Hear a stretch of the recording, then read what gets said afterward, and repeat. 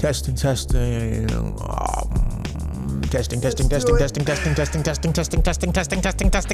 Glass bullet. Hi-oh! Oh, yeah, that baby girl asked me, she say, damn, baby, you getting so good at doing them wings. You getting so good at doing the wing sounds. I said, I know, baby. It's just something I do on the regular. How are you all doing?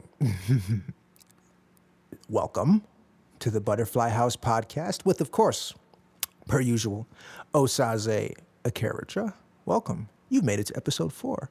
Or if you're just joining us, why the fuck are you starting at episode 4? Come on now. Go back. Retrace your steps. How is everyone doing? I haven't spoken to you all in what feels like an eternity. Nah, I'm kidding. It's only been a week. I hope it's been a nice week. I come to you actually very angry, very upset. Why?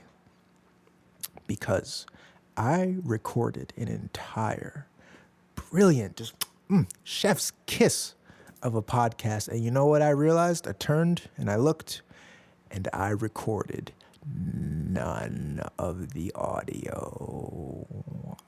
Tragic, heartbreaking. But hey, we're professionals. You regroup and you just do it again. You go out there and you do it again. You know, that's the nature of being a dancing clown or a dancing monkey.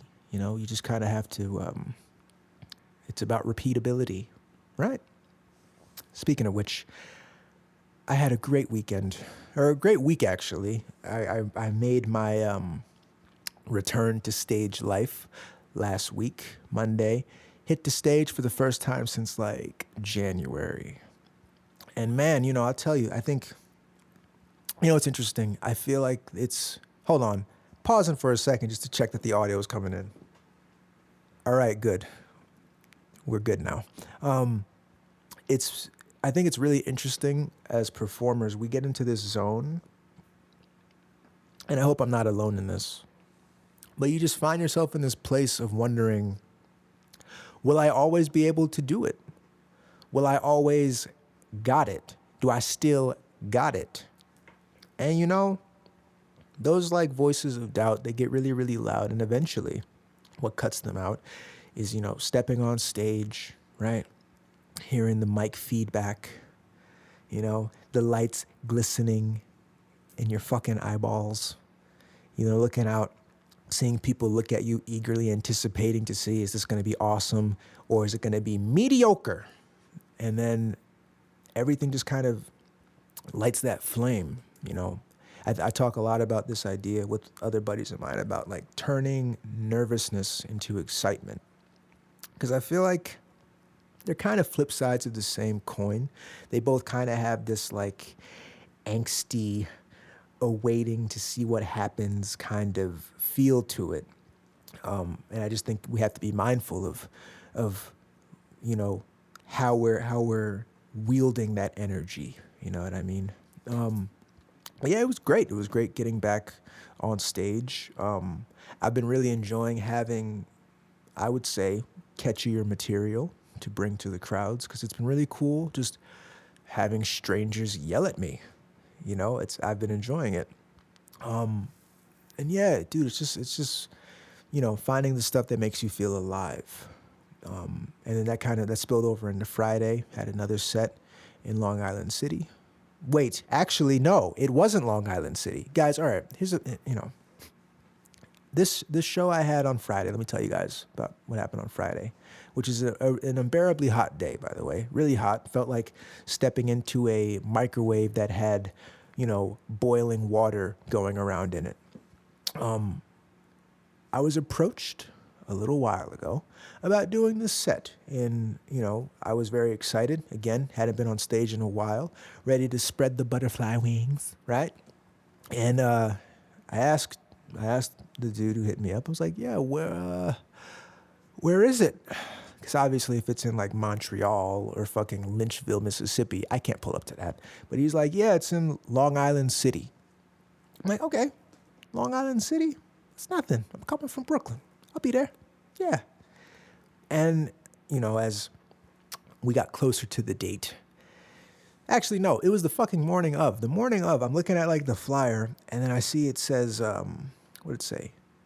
Elmwood or something? Elmwood, New York, something like that. And I'm like, huh, if it was Long Island City, I think it would just say New York, New York, right? So then I look up the address, and Long Island City, it's maybe like 40 minutes from me, 50 minutes from me, maybe. And that's like New York travel time. That's normal. This shit was 2 hours, 2.5 hours from me. Holy fuck. On the hottest day. And, I was like, well, I'm in this whole thing now of just wanting to, I'm not going to bail on the set. You know what I mean? Again, I'm kind of got this fire ignited. I'm enjoying hitting the stages again. But I will tell you, that is a long time to be traveling. So you got to plan accordingly. You charge the AirPods. You charge the other set of headphones. You charge the phone. You charge the fucking mobile charger, which is a must living in New York City. You make sure you got the fucking sunscreen. You got any Tylenol if you got a headache that day. Had a headache that day. And then you just hope for the best. So went to the gig, and it's funny, with all of my irritability showing up to the set because of how far it was, it all just kind of melted away. Like it's really fascinating. Like doing, I guess, what I would say is my purpose in life as a creator, bringer of the creative arts to the world. It's like all of the negativity just kind of melts away as I dive into the game there, and it's one of those moments that just reminds you, this is going to sound very dramatic, it's one of those moments that kind of reminds you why you're here, like what your purpose in life is, which is something that I feel like we all probably ponder. And I do feel like it's something that's very unique to all of us. I've brought up this idea of quote artist privilege, where I feel like, those of us who have been called to the creative arts, it's kind of a privilege that we learn that shit kind of early on, what our purpose is. Now, obviously, as we grow older, it gets more nuanced. Like, it might start out with just, Mommy, I want to make songs. But then, as you get older, it's like, okay, I want to make songs that, I always say, I want to make songs that can keep these kids from jumping off of the roof. Like your purpose nuances and sharpens and comes into clearer focus. And finding all these little moments to do shit like that, it just does so much for your spirit. We talk about the pillars of health, right? Mental health, emotional health, spiritual health, physical health. A big part of what keeps those pillars from crumbling is simply doing the things that you love, right? Easy, yeah. And I guess why I call it artist privilege, right, is I feel like it was kind of easy for the creatives to figure that shit out. For everyone else, it's still, we all had that same journey of figuring it out. I just think that sometimes it could be a little less clear cut for folks who aren't called to those kind of particular fields, which I guess raises the other question of what if the purpose of life isn't actually something that's tied to your career pursuits or anything of that nature? What if the purpose of life is simply just to live a happy life, right? That's kind of a broad way of looking at it, and just kind of finding all the little things in your life that make you happy. Perhaps taking a weekly visit to the botanical garden and hanging out with butterflies makes you happy, and that's kind of all you need. I don't know. It's for you to say, not for me. Which I guess to contrast the purpose of your life with what is the meaning of life, when you think about like your philosopher archetype, right? You probably picture, The dudes wearing swaddling clothes and robes, sitting in a bathhouse, pontificating, yelling, drinking wine, spilling it. And the question that you're probably imagining them debating is, what is the meaning of life? Right? And I have a theory that I want to share about what I think the meaning of life is. Here is the theory. I believe that the meaning of life is the thing that essentially defines every aspect of life.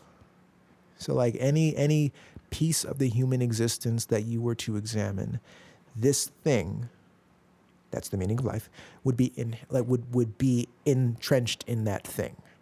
Right? With that being said, I came to this idea many years ago, when I was a lad in college.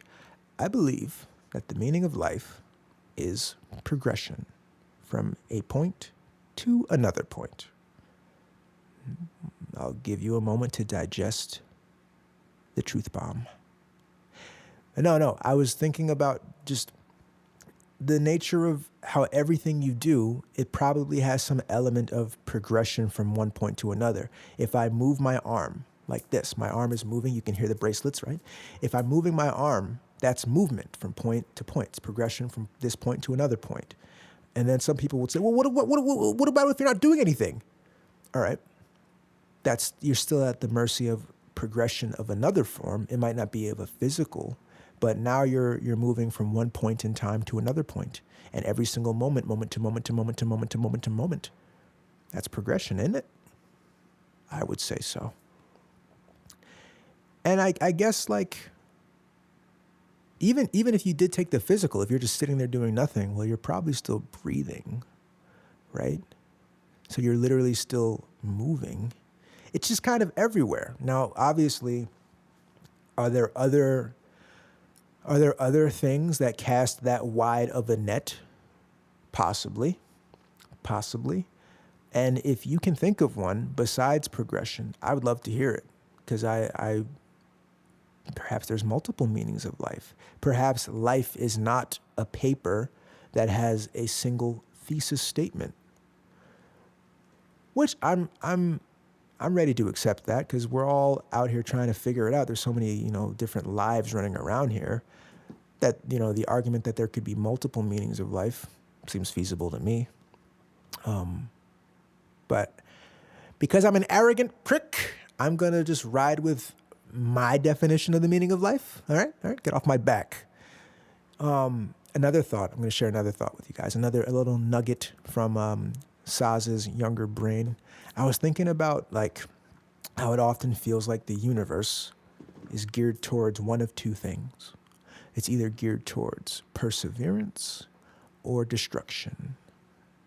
What I mean by that is it feels like if things are not actively growing or maintaining themselves in the face of forces that could break them down, they're either doing that or they're breaking down. It's kind of one of those two. I guess part of why I was thinking about this, I was thinking about architecture and construction and buildings, right? How, you build a building up and it spends its entire life fighting against gravity. That's why you bring in engineers and very, very, a lot of attention to detail with the construction of these things, because it needs to be able to resist the forces that will try to destroy it, right? So it's constantly having to persevere through things. And that also kind of led me to thinking about just how easy it's like destruction feels like the easier route, which this is like a little bit of a grim, cynical thought. Is the world mainly geared towards destruction and final breakdown? Because why is it that is the easy way for things to go? Think about how long it takes to build a fucking building, man. It could take anywhere between 1 to 3 years to construct a structure, right? How long does it take to knock that fucker down? You knock that thing down in one afternoon. Easy. Or the way I always thought about it too was in terms of getting fat, or rather trying to avoid getting fat.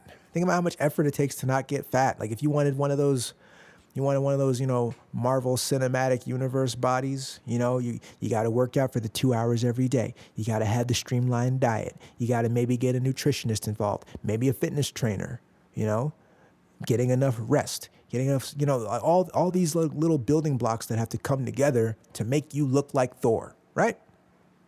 But how easy is it to just fall ass backwards in the tub of ice cream and just sit there eating tons and tons of the greatest breakfast pastry, glazed donuts, just eating them and laying down, watching TV, doing nothing, pursuing no goals, and just laying back in total relaxation. I mean, that might seem fun at first, right? But ultimately, you are kind of going to be destroying your body in the long run when they cut your foot off because of the diabetes. But you see how it's easier, though? Why must life be so hard, man? But no, that shit builds character. And actually, on this topic, I'm sure we've all thought about if we had access to a genie, what would be our 3 wishes? What would be the 3 wishes that you'd have for a genie? I'll tell you one of them. I'll tell you 2 of them. The first one is related directly to this. I wish that I could eat anything I wanted, anything, and it would be good for my body. Can you imagine? Again, falling ass backwards in a pool full of ice cream, and being able to eat that entire thing of cookies and cream mixed with cookie dough with a couple of waffle cones thrown in there and a little bit of peanut butter chunks. And you can eat that whole thing and it gives you 6-pack abs. That's the fucking dream. But alas, life's not that simple. The other one I have, I wish that I could kind of mold my body however I wanted at any given moment. So like, say, you go out to an audition for a movie role, and then, the casting director's like, well, we really like your choices, but we really want someone taller for the role. And then you can have that moment of, hold up, wait, go to the bathroom, come out, you're 4 inches taller. Now you get the fucking role. You go out, you get your Oscar, you get to party with Glenn Close. I know you like that. Imagine. But again, that's not how life works. Which then leads us to the ultimate conclusion of what? Self-acceptance, right? Self-acceptance. And something that I've been thinking about is, I guess, what would be the opposite of self-acceptance? Insecurity, right? Living in a perpetual state of insecurity. I feel like insecurity is one of the main villainous forces of the whole living life thing. And it's a very complicated one because I feel like on the one hand, insecurity is the kind of thing that begs for empathy. Like, I think we can all empathize with what that's like to feel inadequate. We all have insecurities. But at the same time, your insecurities can often manifest themselves in ways that make you kind of a dickbag or a douchebag or a scumbag or a shitbag, And I think we have to be actively working towards minimizing either our insecurities or at least bare minimum minimizing the crippling impact that they have on us. So maybe if you had to sum up, there's probably more, but I guess if there were 2 main objectives for life, like let's say life is a video game, right? You're going along. The main objective of the video game is finding out your purpose in life and learning who you are in that process, and then bringing that to the world, man. But I guess one of the side quests you can take is diminishing your insecurities, and just kind of, I guess finding that sweet spot, that really sweet spot of self-acceptance while also trying to grow and while also trying to push yourself. You know, they don't have to be mutually exclusive. You know, I think, I spent a large part of my earlier days as a heavy person. And, I think we're in the midst of like the body acceptance period now, which I think is a beautiful thing to see, because I think, we do want people to kind of love themselves for every nook and cranny that they have. I just get worried when people kind of just take self-acceptance as letting themselves be unhealthy in a multitude of ways. Like, if you weigh, if you're, you weigh a lot of weight, if you weigh a lot of weight, that's not good for your body. That's not good for your body. It gives your blood vessels extra work. Your blood has to travel further. It's fucking hot outside. You know how hot you are when you're heavy? I remember walking around. The thing about when you're a heavy person is that, one, walking around is more strenuous, so you're sweating more. Two, because of just feeling insecure about your body, you're covering up more too. So you're in this place of making yourself hotter and your body is working harder. So like finding that sweet spot of like not hating yourself, but also I want to kind of continue to elevate, because who the fuck wants to plateau? The other way too that's funny to me is people are just like, well, this is just the way I am. I'm not talking about if you're fat. I'm talking about like if you're just an asshole. Like some people are, assholes. Again, dickbags, scumbags, douchebags, etc. And they kind of just accept that. They're just like, well, this is how I am. Is it? I mean, it might be, but that doesn't necessarily mean you have to keep that. Again, what's life about? Progression from one point to another. And we just hope that progression is upward, not downward, right? But insecurity, man, like I think about like how, like insecurity is the kind of thing that makes, it's the thing that makes a woman hit you up because you liked some other girl's post on Instagram. And she's like, why are you liking that girl post? All right. I hear you. But, it feels like it's an insecurity thing. Insecurity is also the thing that makes a dude like, well, why are you wearing that when you're going out with your girls? Because, again, now his insecurities are triggered. But if we're able to kind of work on these within ourselves, I think it diminishes all that and kind of removes a lot of the drama and just makes life a little more easy to navigate. Speaking of insecurities. Actually, wait, no. Saving that.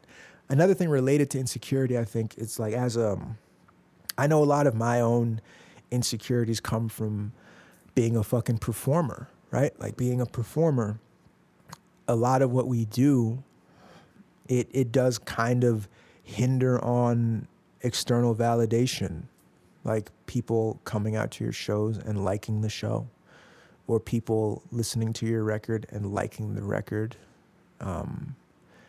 And I think like that, finding that balance of wanting that external validation, but also doing it for yourself. It's like, it is the battle for being a creative, over the weekend, Drake put out a new record called Honestly Nevermind. And, most of the chatter that I've seen about it on the internet and in, reviews from publications, it's not looking too good. People don't really like it. People are kind of trashing the album. And personally, I applaud Drake for just trying something new. But also, if you look at kind of Drake's career since about 2016, that's kind of just been a narrative that's following him, is this idea that he's just making mediocre work. And, I wonder if Drake sees these reviews, right? And if any of it does impact his levels of insecurity or self-esteem or whatever, or if the amount of success and money has helped insulate him from that, or if he's genuinely just kind of at a place of like, well, like doing this how I'm doing it makes me happy. And I'm going to keep doing that because it makes me happy. I don't know, you know? Because you just can't help but wonder, like, how are people getting impacted by this shit?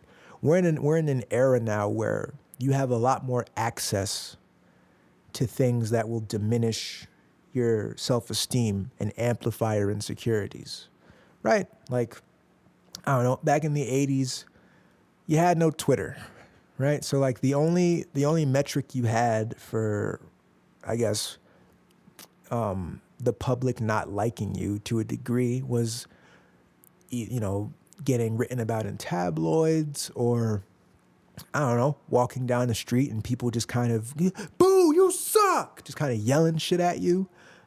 People not coming to your shows, all these kinds of things. But now it's, you know, social media has kind of opened the floodgates, right? Like you can put out an album that meant the world to you to make, right? You put it out, and then within, I don't know, 5 minutes of it coming out at midnight, people will at you. Like they can directly at you and saying, hey, yo, this is trash. Or like you have even the more nuanced criticisms of like the people who say that they're your fans, like, oh, you know, I'm your biggest fan. I've been your biggest fan for a while, but you know, this new project just didn't do it for me. It's like, well, fuck you. I didn't make it for you. Or did I? I don't know. Again, that little balance of like, are you making it for yourself, for other people, a mix of both? It's a lot to kind of wrap your mind around, which I think is why I understand the artists who get a lot more reclusive, because you just end up getting to a point when you just want to tune out the noise. Because again, those artists, those athletes, whoever, they're still people that have insecurities that can be triggered and you know, preyed upon. Something I've actually been thinking about a lot. Oh, and by the way, here's a flawless segue. I've been thinking about the idea of insecurities kind of morphing into fetishes, so to speak. I've been thinking a lot about the idea of cuckolds. You know what a cuck is? A cuck? Funny word to say. Not a cook, a cuck. A cuckold. And that's, you know, if you're at work on the work computer, do not Google this. I've been thinking about, you know, a cuckold is someone who they get pleasure out of watching someone fuck their wife. And I don't know. I mean, again, I'm not kink shaming. But I just find it a very fascinating place to be in mentally, where you're turned on by that. And for me, it does feel like some kind of form of insecurity morphing into a fetish. So it could be an insecurity of just, I feel like I might get cheated on, like I don't feel secure in my relationship. And then somehow that then becomes, you know, actually a source of erotica. Or like, you know, even more overt of like, you know, your wife tells you that you got a small dinghy, and, you know, you guys go through the process of finding a bull, they call it. That's the person who comes in and fucks your wife. And, you know, you have to watch, you know, your girl getting big penised out, and you kind of just got to sit there and watch it. And then furthermore, they might be yelling insults at you about it. And like, but outside looking in, we're like, man, that must hurt his feelings. But inside looking out, he's like, I fucking love this. And it's like giving him a raging boner, you know? And I guess it's just, sex is interesting like that. It's like this little place where things are either repulsive or attractive. Like what might repulse one person might attract another, or furthermore, like the same action being done by two different people, one person who you find sexually attractive, one that you don't, that will change whether or not you think the same action is disgusting or not. And I feel like in that way, sex is kind of unique in terms of it being context-based. What I found interesting too was like the cuckold dynamics, where you kind of have the guy, I think, what do they call it? Prepare the bull. Where it's like, I guess that means like, you know, he gives the guy like a handy mandy or a blow J Simpson, you know, which, hey, more power to you. Again, I don't kink shame. Or they have the ones where the cucked gentleman cleans up the sexual aftermath of what just happened. So I don't know. And one of my, back when I was an avid porn watcher, I was really into this porn star named Asa Akira, right? And she had this interview where she was like, yeah, the reason why I like getting so dominated in my porn life is because in my real life, I'm a businesswoman and I have to be like a powerful lady and kind of run shit. So I like to have this one realm where I can let go of that side of me. So perhaps, men, us walking around having to, have our egos and our pride and our, strong, staunch masculinity. Maybe there's those, the cuckies, they feel a certain level of peace in letting go of that for a moment. And obviously there's other darker realms to this whole cuckold thing. Like there's there's the racial element thing too. It gets very layered, man. Sex is interesting. I feel like it's only that interesting with us as human beings. I feel like pandas don't have this problem. Animals, it's just very cut and dry. That's the question. Do animals fuck for pleasure? Like I imagine it feels good to them, but I feel like for them it's just kind of, well, dude, I'm here to make more of me. That's why I'm here. Anywho, I will thank you for bearing with the cuckold conversation. I will leave you guys with this. By the time you're hearing this, it's a Wednesday, or if you're hearing this late, this podcast is coming out on June 22nd. I have a record that drops on June 22nd. It's called Hold It Against Me.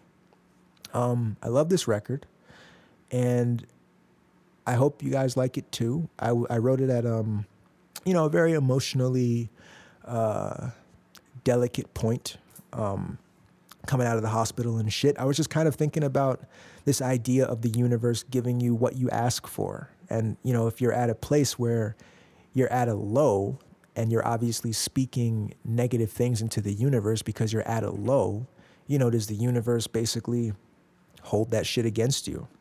Which doesn't seem very fair to me, but, I spend this song kind of just meditating on that over this very warm bed of acoustic guitars and some psychedelic guitar flourishes and some, cool background vocal work as well.